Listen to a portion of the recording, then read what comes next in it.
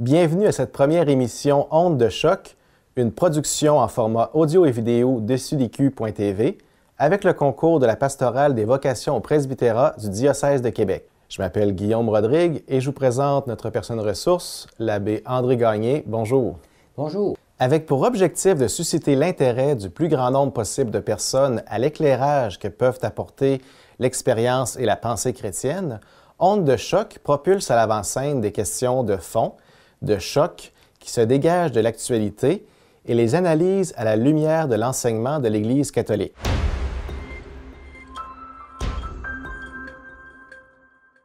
Le 4 octobre dernier s'achevait le temps de la création, à l'occasion duquel le pape François a publié un message entièrement consacré au thème choisi cette année par la famille œcuménique, « Jubilé pour la Terre ».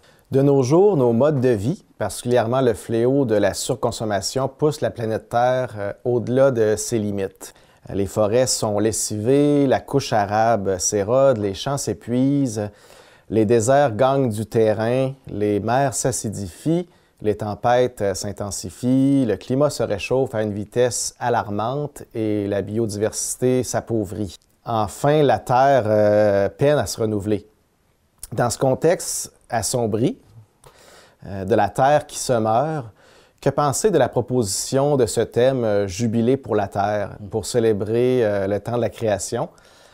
Peut-on parler de nouveaux rythmes, d'un nouvel espoir? Est-ce qu'il y a vraiment lieu de célébrer? Avec ce que tu viens de dire, Guillaume, on pourrait se dire, il n'y a pas de quoi se réjouir. Hein? Je parle d'un jubilé. Alors, mais je pense que c'est important qu'on comprenne une chose que tout le monde ne comprend pas, ce qu'il semble. J'ai lu des choses, j'ai entendu aussi des gens parler en disant qu'est-ce que l'Église fait là-dedans, tu sais? Qu'est-ce que le pape a à rassembler des personnes, on appelle ça un rassemblement œcuménique pour la question de la Terre, avec des personnes qui s'intéressent à la situation de la Terre et à son avenir. Qu'est-ce qu'on fait avec la foi là-dedans? Et pourtant, s'il y a quelque chose en rapport avec la foi, c'est bien ça, parce que ne faut pas penser que la foi ne se résume qu'à des activités spirituelles, à vivre dans les églises. On nous enferme trop dans cette vision-là. Vous autres, là, faites vos religiosités là, hein, dans vos églises, puis laissez le monde s'organiser. Bien, le monde, il nous regarde parce qu'il regarde Dieu d'abord. Et puis, la vision qu'on a sur le monde, il faut qu'elle soit la meilleure et puis qu'il fasse appel à la responsabilité des gens. Comme chrétien, on n'est pas en dehors de ça. J'ai beaucoup aimé, apprécié, il y a plusieurs années, j'avais lu un livre qui s'appelait, un livre d'un auteur, Emmanuel Mounier, qui avait écrit « Le christianisme est un humanisme ». Alors, le christianisme, c'est ce qui permet à l'être humain, aux êtres humains, hommes, femmes, enfants, jeunes, vieillards, mais ce qui nous aide à vivre le mieux comme des vrais hommes et des vraies femmes. Il n'y a rien comme celui qui nous a créés pour nous dire pourquoi on a été fait et puis nous faire prendre conscience de notre responsabilité par rapport à ce monde. J'oserais même dire, c'est un jubilé pour la Terre qui se meurt. Est-ce que c'est trop fort de dire la Terre qui se meurt? Sous certains rapports, on peut dire qu'il y a quelque chose de très inquiétant qui se passe. Puis c'est plein de gens qui le disent, des scientifiques comme des gens ordinaires, puis la constatation qu'on peut faire nous-mêmes, là. Alors, moi, je pense que c'est très important qu'on réalise qu'il y a une vision du monde qui peut être chrétienne, mais tout ce qui est chrétien est profondément humain. Puis tout ce qui est humain est profondément chrétien. Alors, vous pensez que le christianisme, ça va jusque-là, hein, sur une vision qui nous est donné sur le monde, sur nous-mêmes, sur le sens du travail des personnes, etc. Alors, si on parle d'exploitation, des richesses naturelles, bon, etc., le fait qu'on vide les mers, il y a des intérêts derrière ça qui ne sont pas toujours les meilleurs. Et je pense qu'au nom de l'Évangile, on peut facilement interpeller les gens là-dessus. Donc, vous nous invitez à poser un regard lucide sur la situation, sans tomber dans la paranoïa, mais en évitant aussi de banaliser la situation. Veux-tu que je vais dire une chose? Et ce que tu dis là ça vient me chercher, comme on dit souvent. Effectivement, parce que il y a, des fois, on a l'impression, les gens se disent, ben, il se passe telle chose, mais on est dans l'espérance.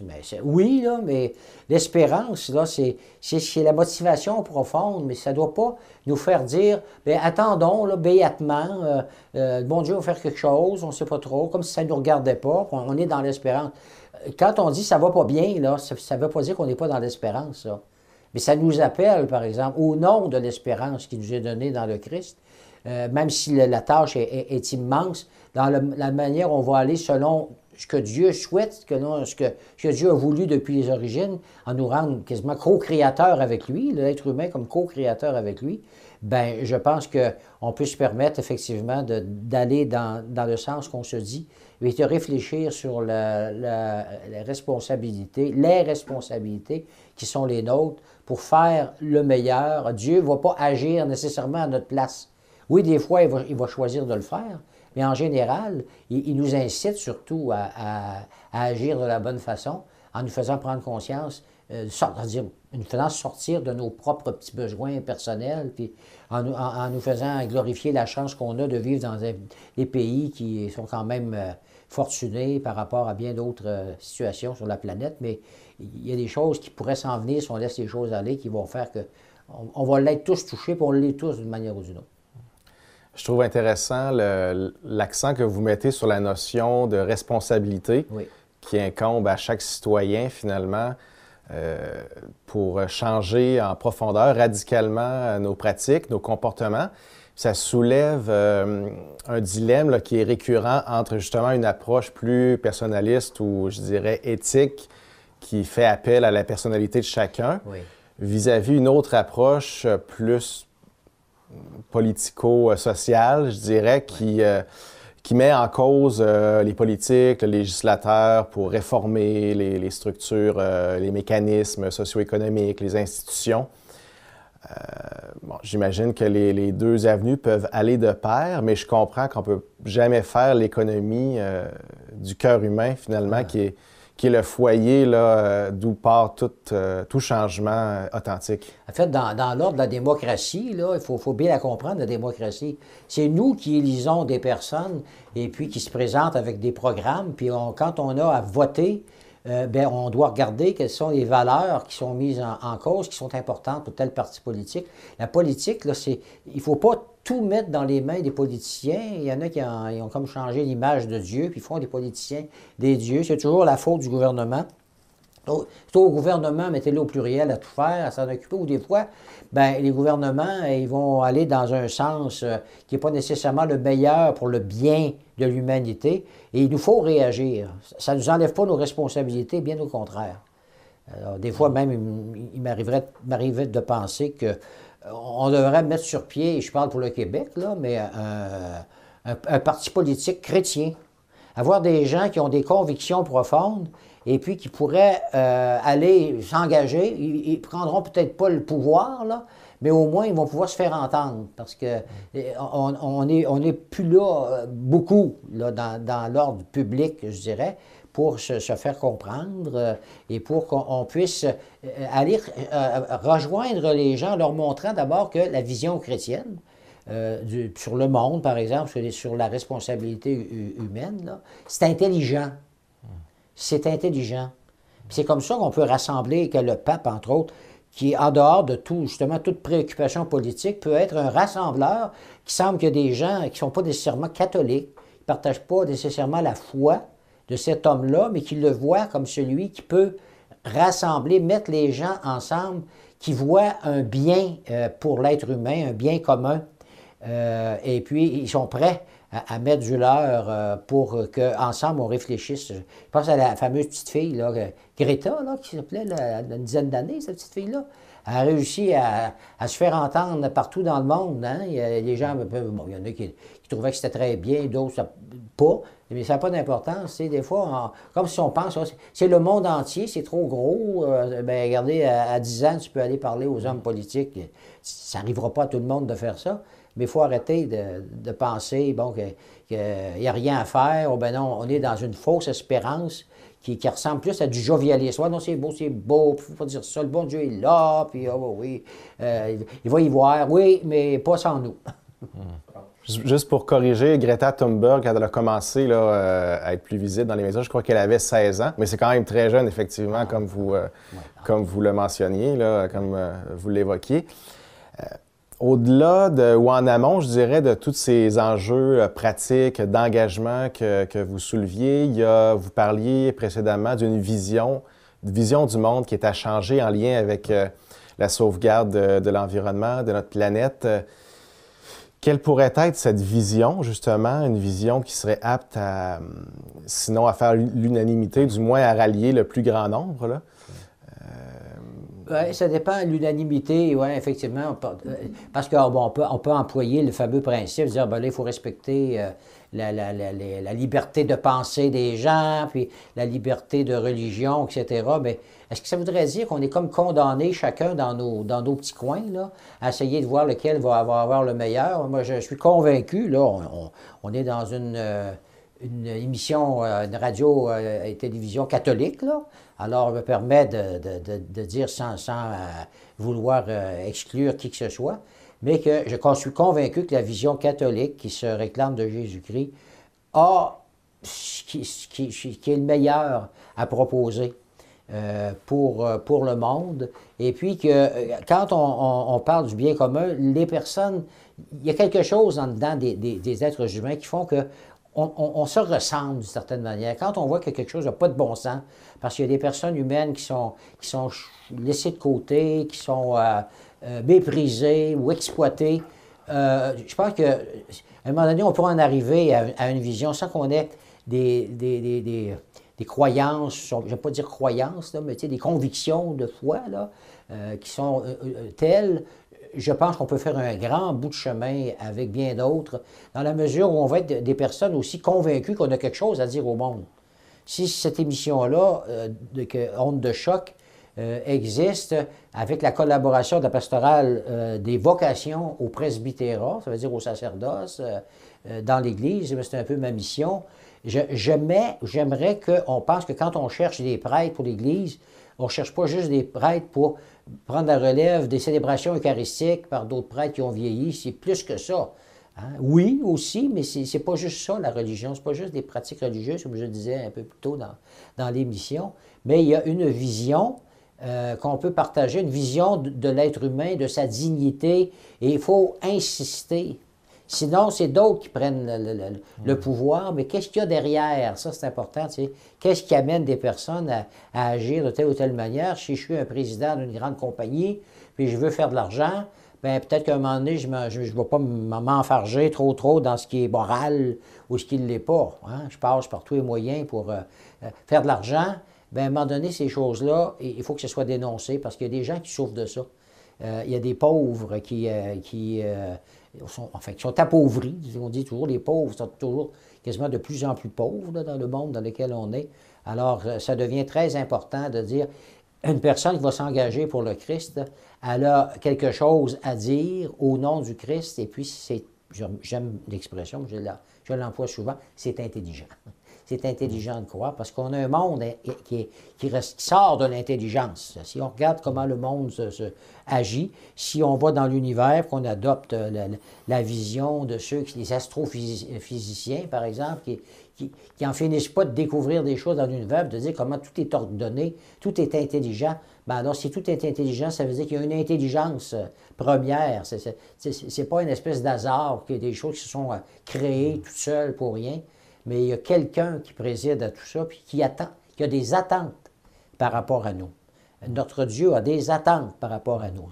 Arrêtons d'en faire un Dieu douillet, là, confortable, et puis qui est toujours content. J'avais un professeur en théologie qui disait « Un Dieu qui se fâche jamais, c'est un Dieu mort. » Alors j'aimais cette expression-là. Pas un Dieu mort, pas un Dieu qui dit non, non, non, comme s'il était dans son bonheur à lui, puis il nous regarde en bas en disant faites-vous-en pas. Là. C'est pas ça la vision chrétienne du monde. C'est un Dieu qui nous dit vous ai fait à mon image, ma ressemblance, puis allez-y.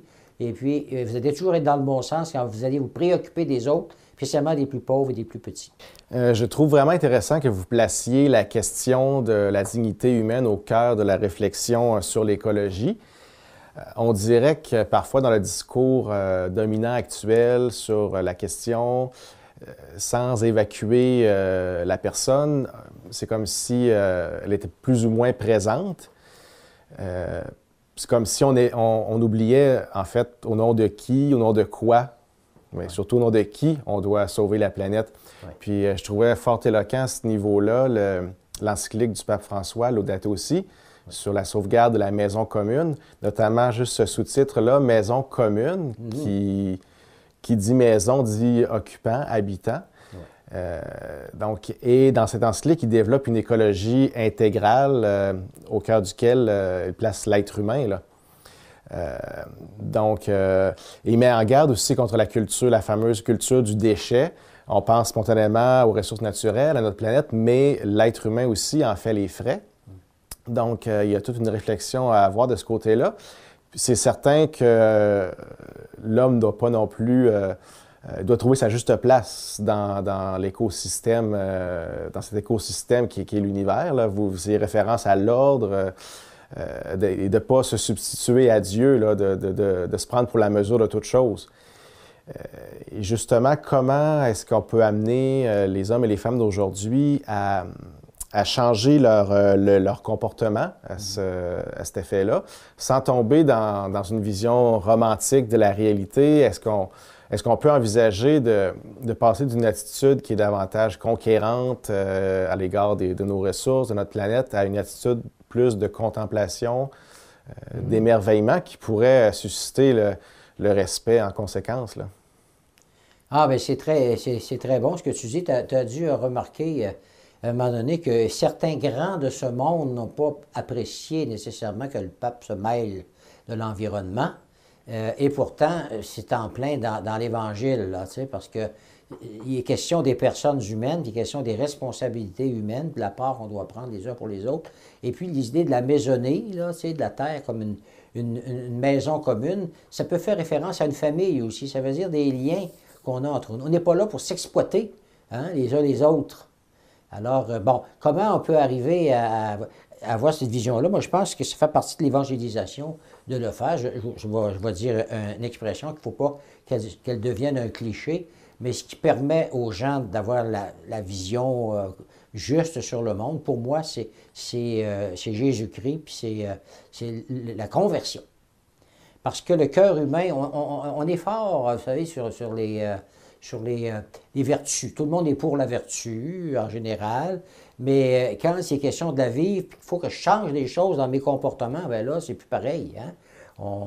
Comme quand ils faisaient ils en font encore d'ailleurs, des publicités pour la question de l'alcool, puis les abus d'alcool, etc. Tu sais, on a essayé avec des visions plus vertueuses en disant la modération a bien meilleur goût, et puis, mais ça n'a pas changé beaucoup les comportements. Il a fallu qu'ils sortent le portrait de l'enfer, hein?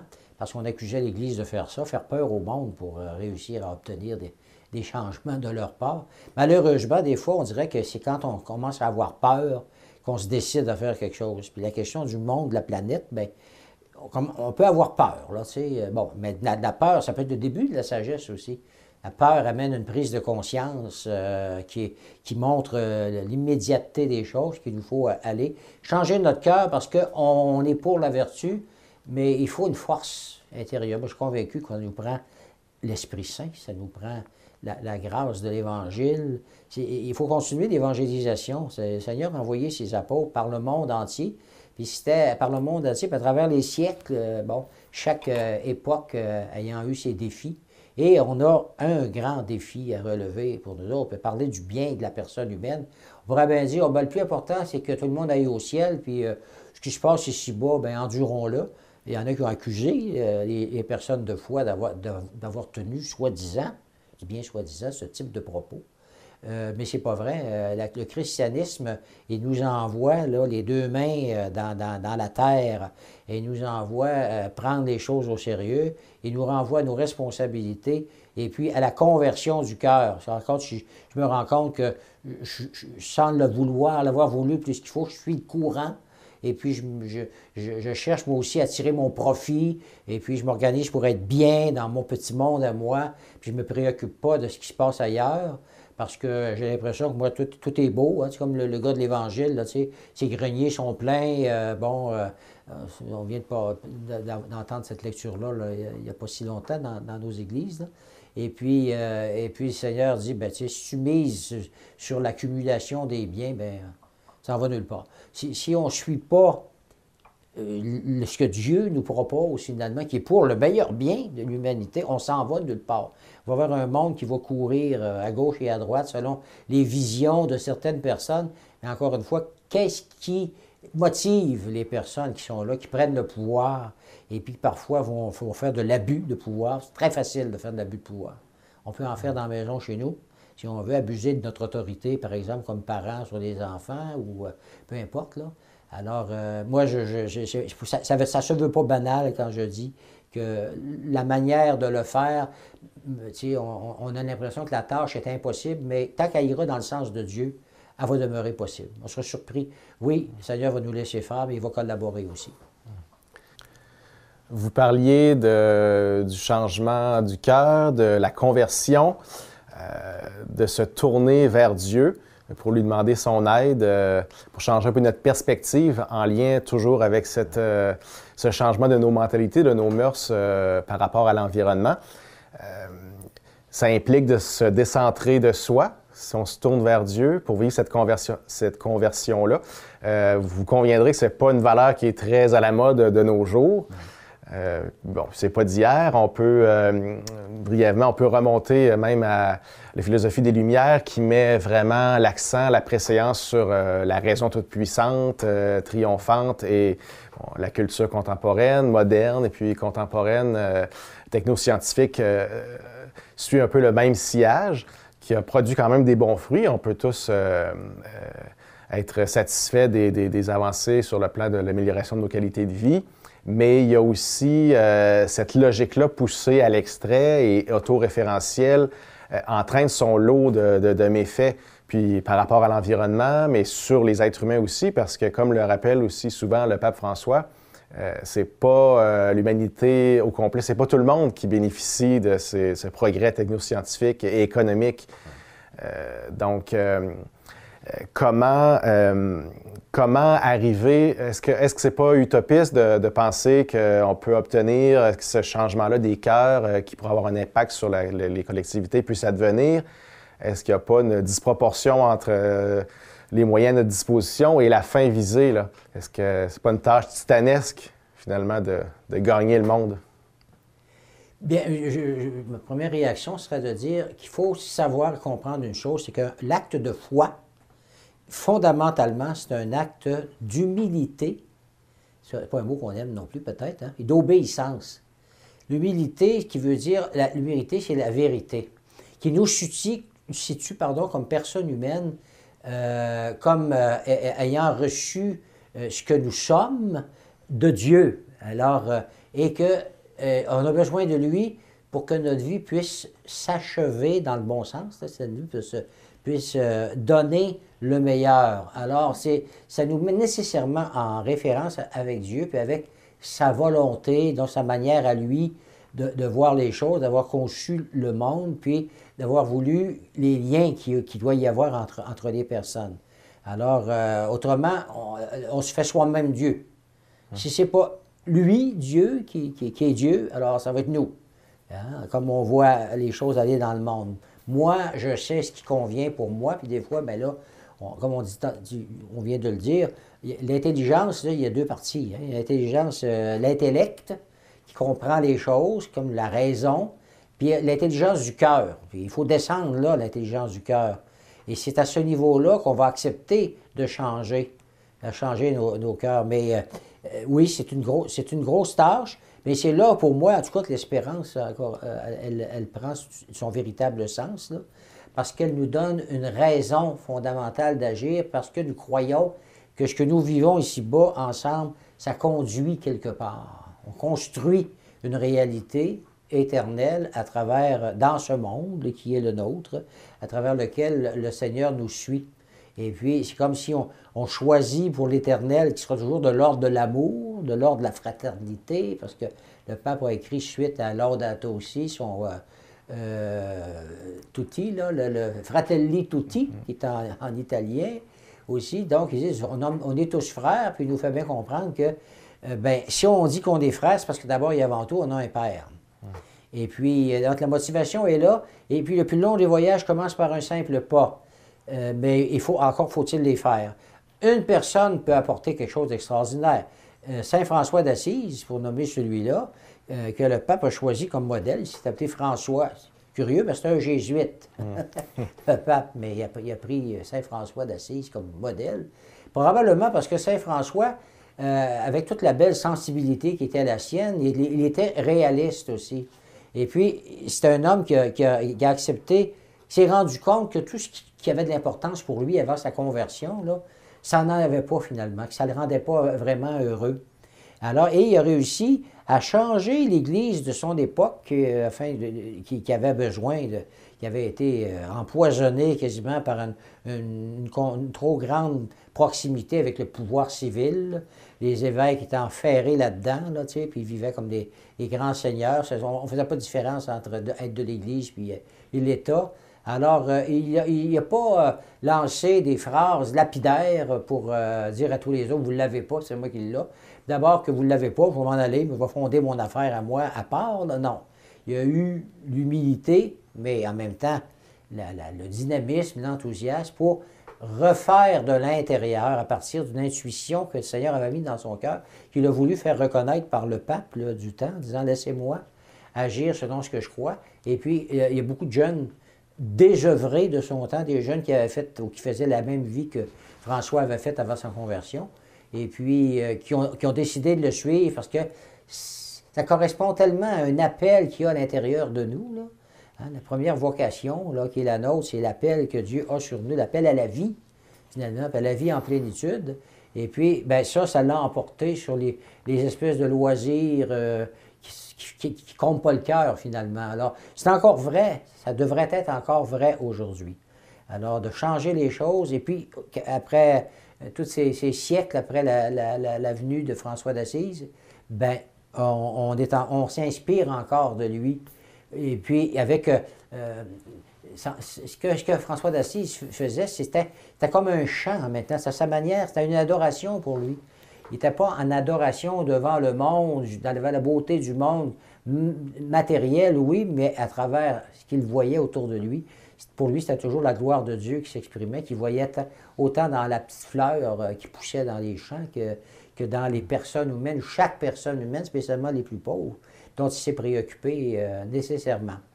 Alors, je suis convaincu que c'est dans ce sens-là qu'il faut aller. Et puis, il faut qu'il y ait des gens, puis des jeunes, entre autres, qui s'interrogent aujourd'hui en disant, quand je pense à mon avenir, de quelle manière j'y pense? Est-ce que je pense à où est-ce que je vais pouvoir aller pour faire de l'argent, pour entrer dans le mouvement là, qui est un peu égocentrique, des fois égoïste aussi? Et puis c'est là que le cœur, il ne changera pas s'il n'est pas touché profondément et puis dans la joie, dans la paix, parce que le Christ apporte. Puis parce que quand on donne le Christ et la vision chrétienne aux autres dans le monde, on rend le plus grand des services. Je ne comprends pas qu'on ne puisse pas avoir des vocations consacrées dans le monde d'aujourd'hui si on voit qu'est-ce qu'on peut apporter de meilleur aux êtres humains qui nous entourent.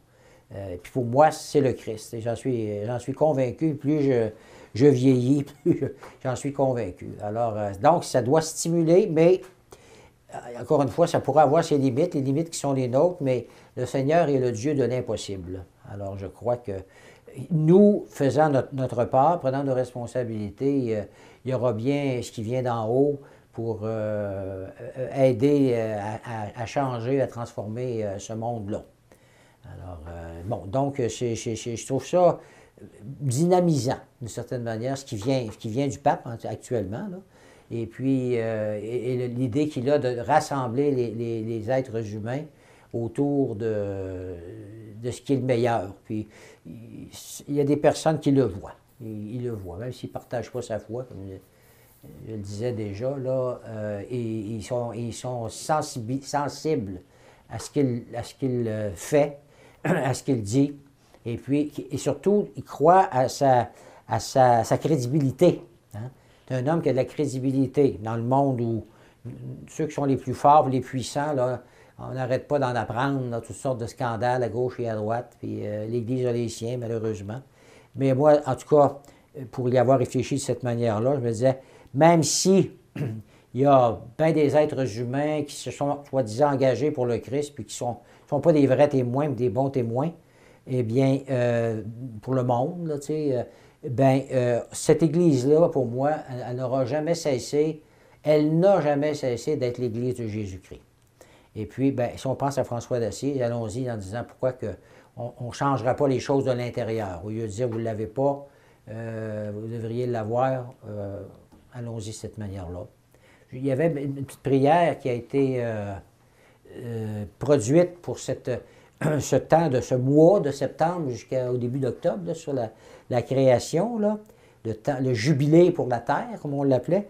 Puis je lis quelques extraits qui vont permettre de terminer avant qu'on donne quelques consignes à nos auditeurs, puis à nos même téléspectateurs, téléspectatrices. Alors on disait surtout, dans ta sagesse, Seigneur, tu as accordé un temps béni pour se reposer en reconnaissance de tout ce que tu as donné. On parle du dimanche. Un temps pour nous libérer du vice de la consommation. Un temps pour permettre à la terre et à toutes les créatures de se délester du fardeau de la production. Alors, donc, en ce temps de la création, nous te demandons de nous donner le courage d'observer un sabbat pour notre planète, qui pourrait inclure, c'est moi qui le dis, là, mais tu sais, une conversion qui nous décentre de tout ce qu'on veut chercher trop pour soi-même, là. Alors, d'observer un sabbat pour notre planète, renforce notre foi, affermit notre confiance en ta providence, inspire-nous la créativité nécessaire pour partager ce qui nous a été donné. Apprends-nous à nous contenter du nécessaire. Il faudra souligner 3 fois. Apprends-nous à nous contenter du nécessaire et alors que nous proclamons un jubilé pour la terre, envoie ton Saint-Esprit afin de renouveler le visage de la création, je dirais le visage humain. Au nom de celui qui est venu annoncer la bonne nouvelle à toute la création, Jésus. Amen. Suite au visionnement et à l'écoute de cette première émission Ondes de choc, nous vous invitons à nous adresser vos questions. Ça peut être en lien avec le sujet de ce soir ou tout autre sujet qui vous tiendrait à cœur. Et lors des prochaines émissions, je me ferai un plaisir de les soumettre à l'abbé André Gagné qui pourra y répondre pour le bénéfice de tout l'auditoire. L'adresse pour nous transmettre vos questions est la suivante, vocation avec un S, donc vocation au pluriel, @ecdq.org. Donc, pour vous aider à vous le rappeler, vocation au pluriel, avec un S, puisqu'il y a plusieurs vocations, ECDQ pour Église catholique de Québec, donc ecdq.org. C'est ainsi que se conclut cette première émission Ondes de choc. Je remercie l'abbé André Gagné, à la technique et à la réalisation Martin Bolduc. Je m'appelle Guillaume Rodrigue et au plaisir de vous retrouver pour une prochaine émission Ondes de choc. À la prochaine.